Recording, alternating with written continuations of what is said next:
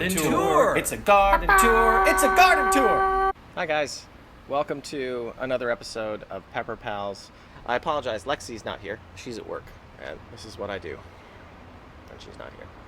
I sort of sit here by myself, talking to myself. That's chaos theory. We're in the great outdoors now, or as close as Los Angeles will let us get to it. I wanted to take an opportunity to give you a little garden tour, to give you an idea of the setup that we have here. It's humble, it's not much, but it's been producing fairly decent results so far. It's my first attempt at a garden in modern memory. I think when I was a kid, I grew some peppers across the street at Nick Kincaid's house. It's probably 7 or 8 years old. I'm sure that was under adult supervision. This time, there's no adult supervision, so we're just flying blind here. It's a bit of YouTube supervision and inspiration. I planted this garden around July 15th, I believe. That's when it started. And not all the plants that are here were here at the very beginning. At the very beginning, we had the jalapeno and the Scotch bonnet.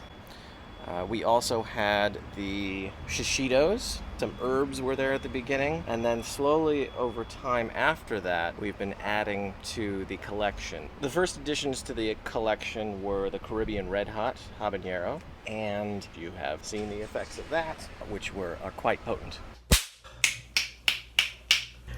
Oh no. Did you just touch your eyes with it? Yep. Here, go flush. No, I'm okay. Also at that time, we added the ají dulce, which is a very lovely pepper, which you have also seen.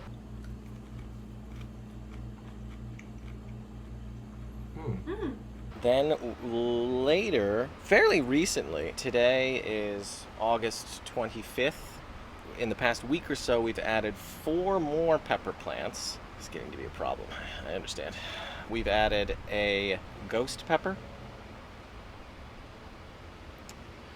a serrano, which is going to be lovely, a sweet banana, and a poblano. And I don't think I mentioned that we also have added, maybe 2 weeks before that, I should keep a garden journal. This is the garden journal. This is as good as it gets, guys. But 2 weeks before that, we added these 2 padron peppers. And padron peppers are from Spain. They're a cousin of the shishito, so they're a long, thin-walled frying pepper. And they're just blowing up. I'm facing due east right now, so as soon as the sun gets above the hedge, which probably happens around 7:30, 8 a.m., the peppers are getting full sun for the entire day until actually right about now, which is around 2:30, 3 o'clock, because there's a wall, lovely concrete wall behind me, and the sun starts slipping behind this wall, and a shadow slowly envelops the peppers and goes from west to east until they are all in shadow. They probably get full sun, let's be conservative, from 8 to 2, so they get full sun for about 6 hours. And I understand you're supposed to give it at least 6 to 8 hours of full sun, so hopefully they're doing okay. After that, they're getting partial sun. I started out watering the peppers every day. I have a little 2-gallon watering can. I used to only have to use the 2-gallon watering can with 1 trip. Now, with the expanded flora that we have accumulated here, it now requires 2 trips. I was watering every day, and then we had episode 5. Jalapenos on the town!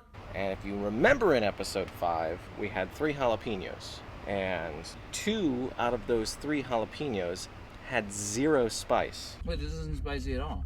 Well, I have no spice. Literally no spice. Oh my god. Nothing.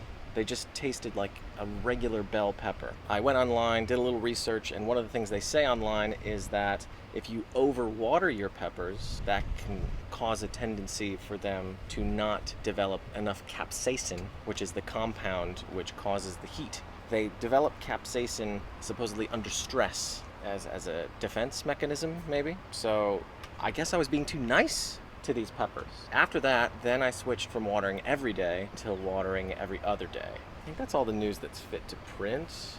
Got my nice gardening hat here. I bought this hat in Mexico, outside of the Teotihuacan pyramids, which are outside of Mexico City. It's probably like 10 bucks. It turns out to be a great gardening hat, regular Panama hat.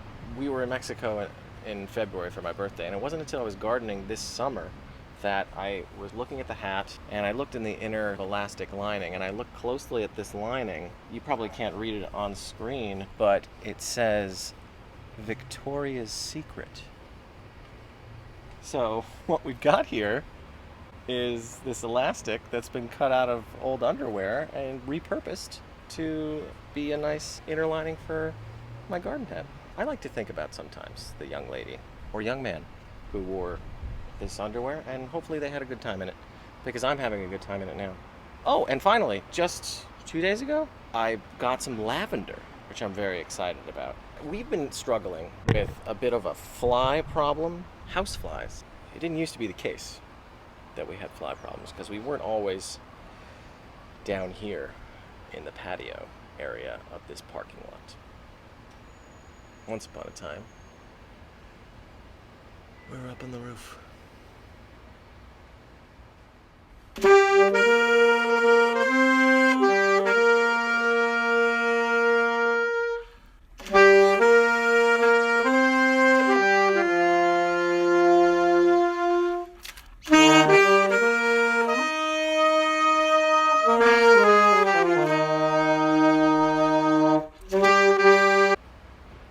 So it's a great tragedy that we're not on the roof anymore. Up on the roof, we didn't really have any issues with bugs that I noticed.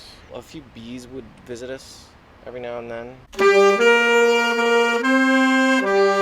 As soon as we got down here, right next to me, there are 2 old grills. I'm assuming that there is a population of flies that enjoys being around these grills. And subsequently, they really enjoyed being around these peppers. About 25 feet over there, I've got a fly magnet fly trap. That's helped. It smells like death, and if I got some of that liquid on my skin, I would probably kill myself. Yeah, I think that just about does it.